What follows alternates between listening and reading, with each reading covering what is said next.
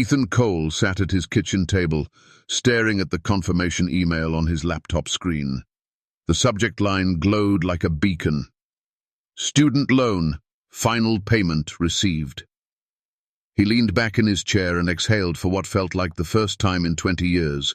2 decades of scraping, budgeting, living off instant noodles and working double shifts, all for this moment.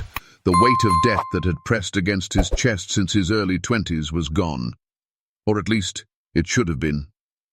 He closed his eyes, imagining a future without the shadow of monthly payments. No more emails demanding money. No more automated calls interrupting dinner. Just freedom. A knock at the door startled him. His landlord, Mr. Hanley, stood there with a letter in his hand. "This came for you," he said, his voice flat, almost reluctant. Ethan frowned. Mail was rare these days. He took the envelope. No return address, just his name in bold block letters. The paper felt strangely heavy, like it had been soaked and dried. Inside was a single sheet of paper. Balance due, $97,562. 13. Ethan's stomach dropped. He blinked hard, certain it was some cruel mistake. He had just made the last payment. The balance was supposed to be 0, but the letter didn't stop there. "Our records show you have never made a payment on this loan. Interest and penalties have accumulated accordingly." His hands trembled. Never made a payment? He had 20 years of bank statements proving otherwise. He grabbed his laptop again, reopening the confirmation email. But when the page loaded, the message was gone. Not archived, not deleted, erased, like it had never existed. The hum of the refrigerator in the silence felt too loud. Something was wrong, deeply wrong. And for the first time in years, Ethan realized the debt hadn't ended. It had only begun. Ethan paced the living room, clutching the letter in his fist so tightly that the paper wrinkled and tore. He opened his banking app, scrolling through years of payments, drafts, debits, confirmations. They were all there. Every month, every sacrifice, every reminder that his future had been chained to this loan. But when he clicked on one of the transactions, a strange error flashed across the screen. "Record unavailable. Contact your financial institution." He tried another, same result. A third, same. Within minutes, his entire payment history dissolved into blank entries, as though the money had been drained from his account without purpose, without destination. Ethan's throat tightened. The letter on the table seemed to mock him, its numbers bold and sharp, an impossible balance that had nearly doubled what he originally owed. "No," he whispered, shaking his head. "This is some glitch. A system error. They'll fix it." He dialed the customer service number printed at the bottom of the page. After 3 rings, a smooth, mechanical voice answered, "Thank you for calling Federal Loan Management Bureau. Please hold." Tinny music crackled through the line. Ethan gripped the phone tighter, waiting, his pulse racing. Finally, a representative spoke. "This is Mrs. Gardner. How may I assist you?" "Yes, hi.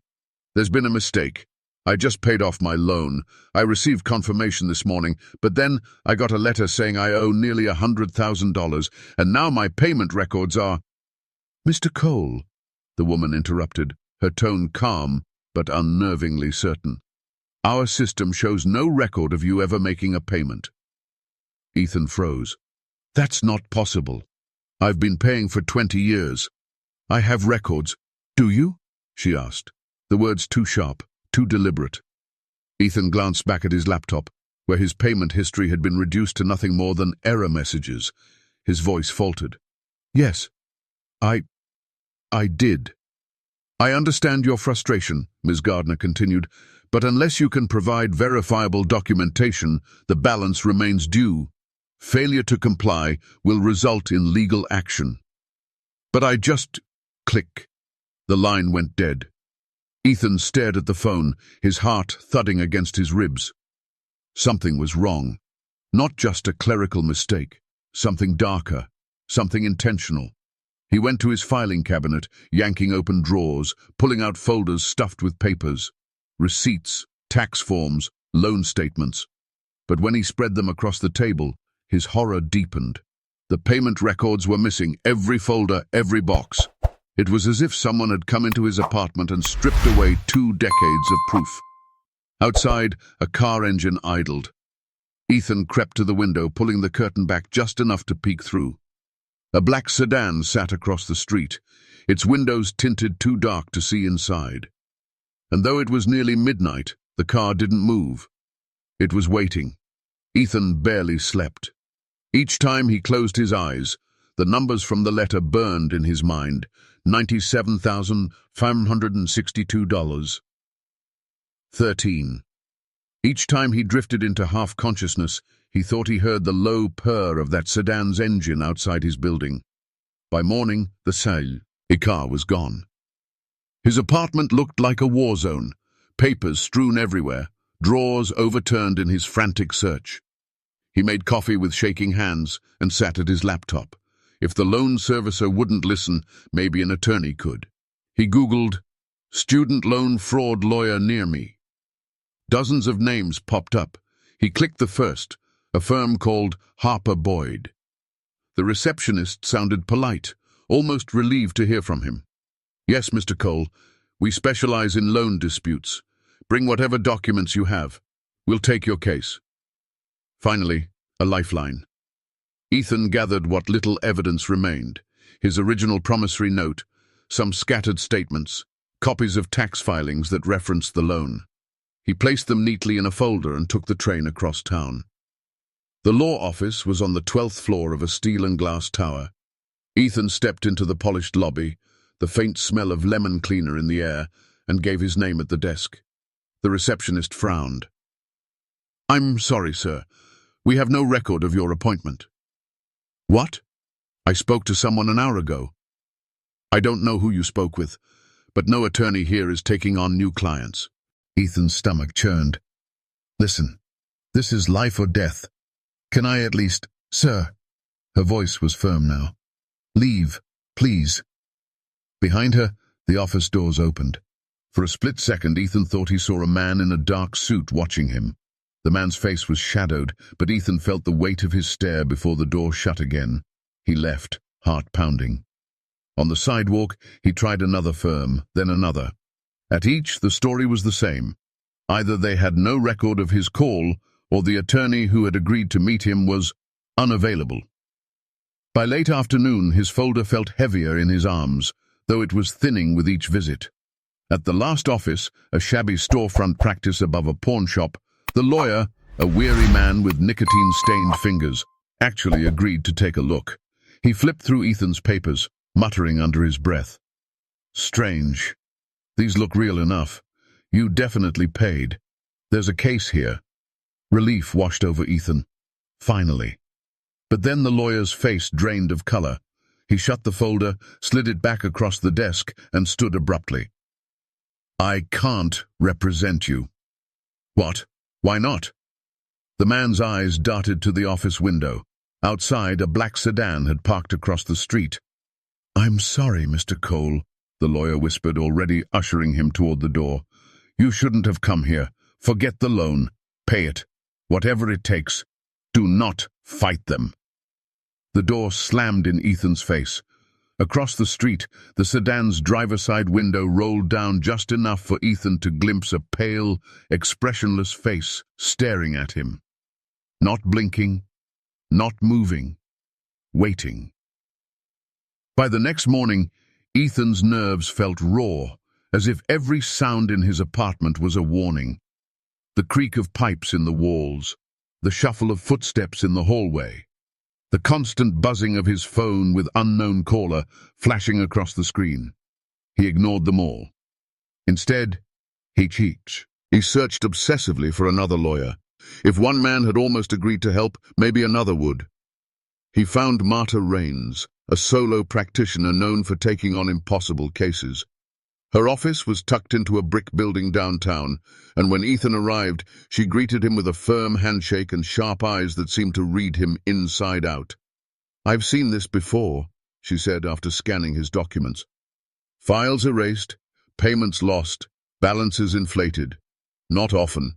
but enough to know something's rotten. Ethan leaned forward, desperate. So you'll take my case? Her jaw tightened. She nodded once. Yes, but we need to move fast. Whoever's behind this doesn't like resistance. For the first time in days, hope flickered. They spent 2 hours gathering his testimony, scanning what papers he had, Marta taking notes in quick, deliberate strokes.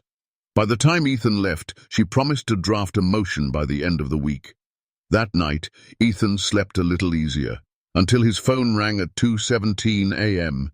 He answered groggily. A voice whispered on the line, "Stop digging." The call cut off before he could respond. The next day, he tried to reach Marta, but her office line rang endlessly. By afternoon, the number was disconnected. He took the train downtown, but when he reached the brick building, her office door was padlocked and stripped bare. The sign with her name was gone, the frosted glass replaced with plywood. It was as though she had never been there. Ethan asked the building's front desk about her. The receptionist blinked at him blankly. "There's never been a tenant by that name." He staggered out into the street, stomach lurching. His phone buzzed with an alert. An email from Marta Raines. The subject line read only, "Run." No message, no attachments. That evening, Ethan turned on the news, hoping for distraction. But as he flipped channels, he froze. There, on the local broadcast, was a story about an attorney found dead in her office. Apparent heart failure. Her name wasn't given, but Ethan recognized her photograph instantly. Marta Raines. He dropped the remote, his vision tunneling. One lawyer had refused him after spotting the sedan. Another had vanished from existence. Now Marta was dead, and each time, that same black car appeared nearby. He checked the window. It was back, engine off, no lights, just waiting. For him. Ethan hadn't left his apartment in 2 days. The sedan outside remained like a sentinel, sometimes parked across the street, sometimes around the corner. Always close. He told himself it couldn't follow him everywhere. So on the third morning, he gathered what little courage he had left and went straight to the Federal Loan Management Bureau's headquarters downtown. The building loomed like a mausoleum, its facade a grid of black glass panels reflecting the grey sky.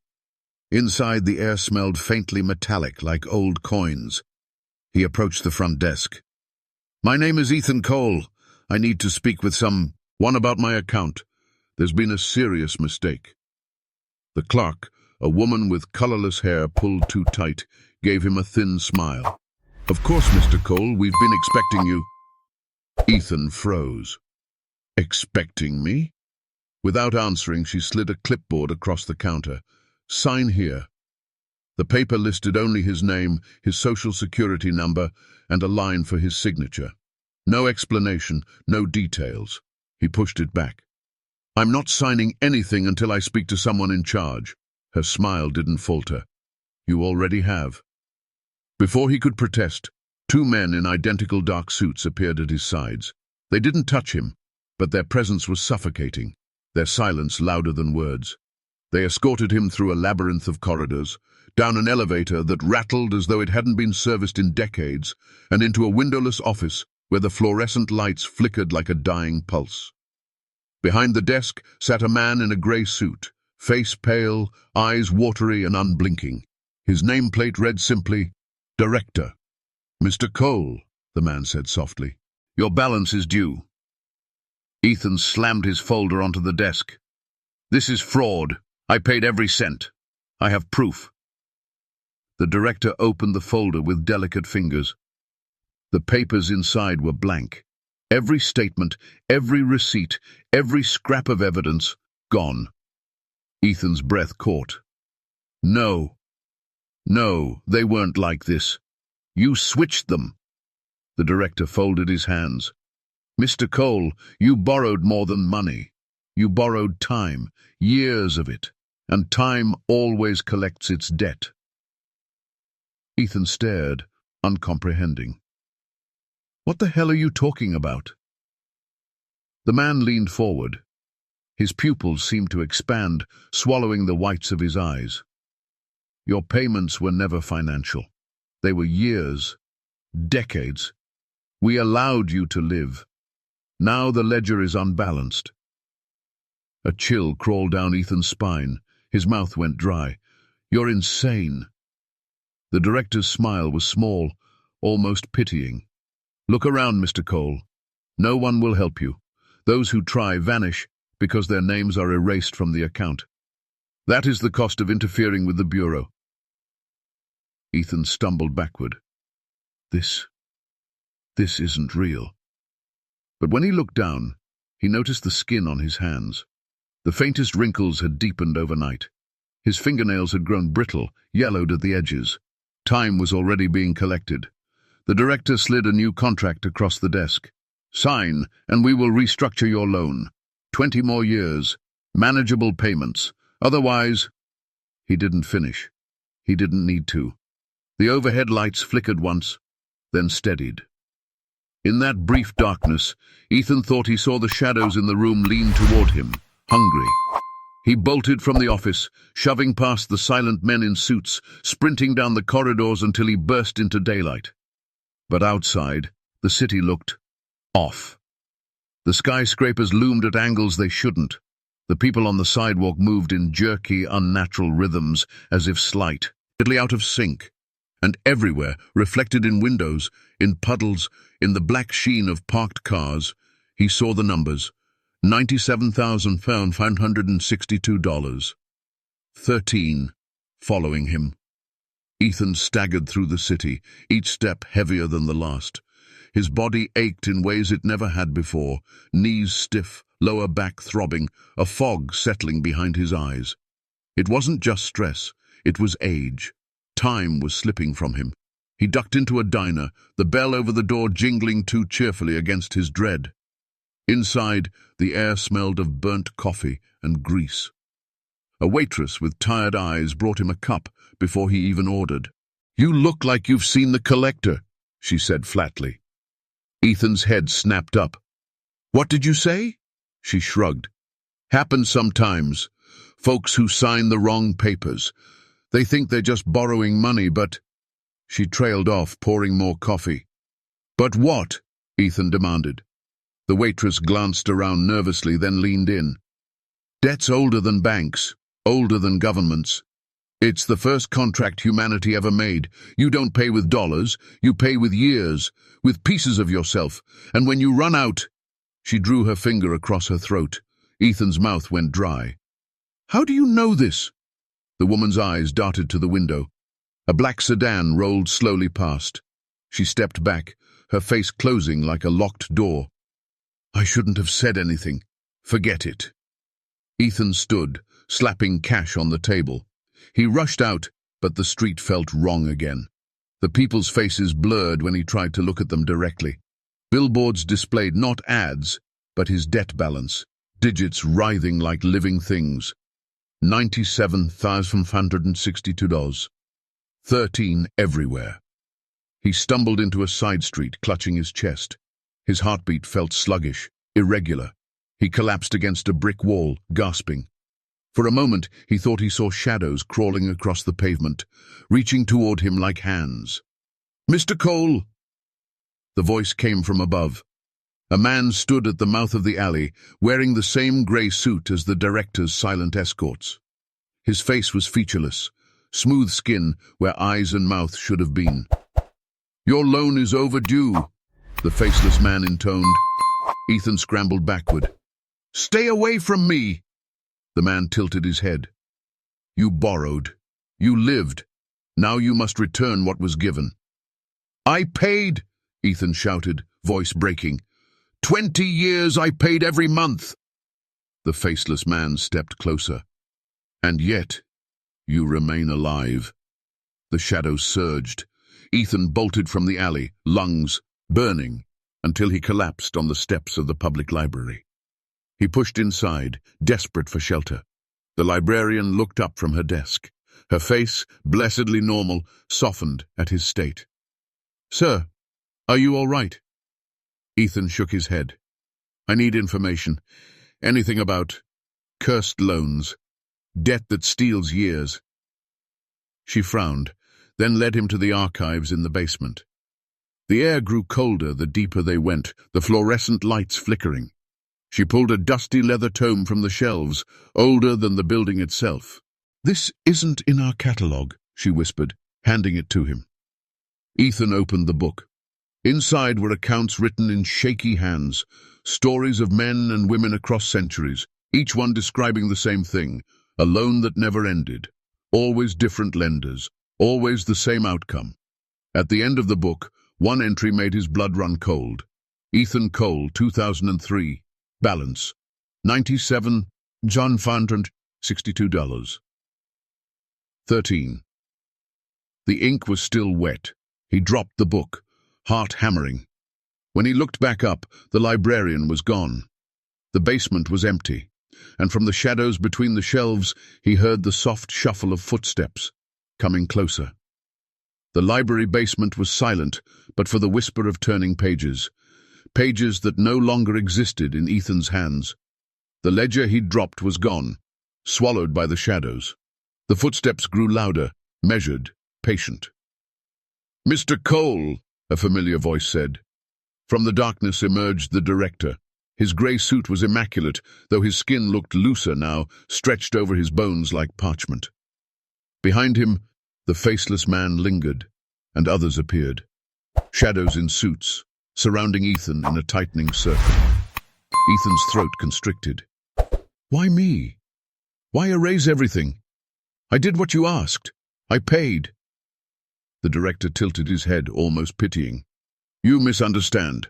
The debt was never monetary. The Bureau exists to ensure the balance of time.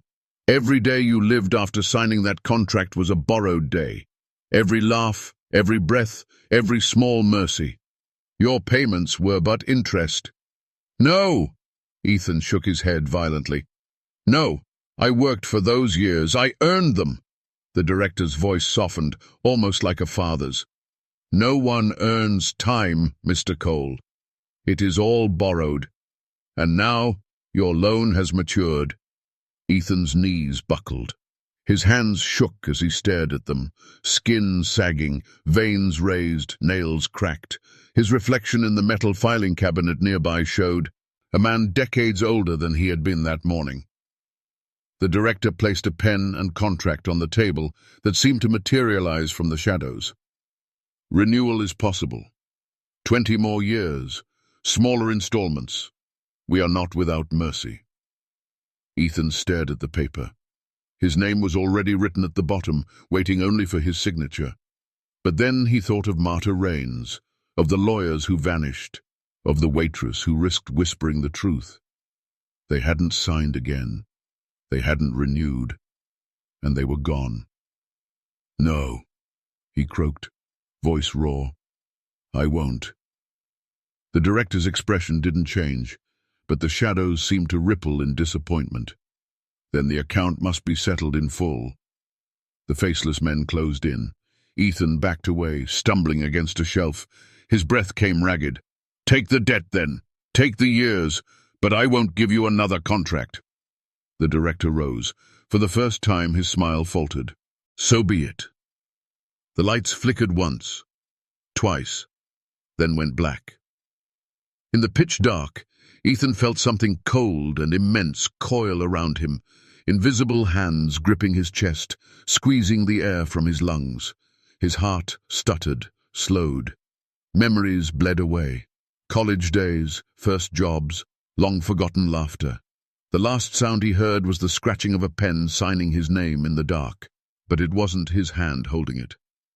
When Ethan opened his eyes, he was no longer in the library basement. He sat at his own kitchen table, the morning light spilling across the room exactly as it had the day he thought he'd made his final payment. His laptop sat open in front of him. An email notification glowed in the corner of the screen. "Student loan. Final payment received." Deja vu. Ethan's hands trembled as he touched the trackpad.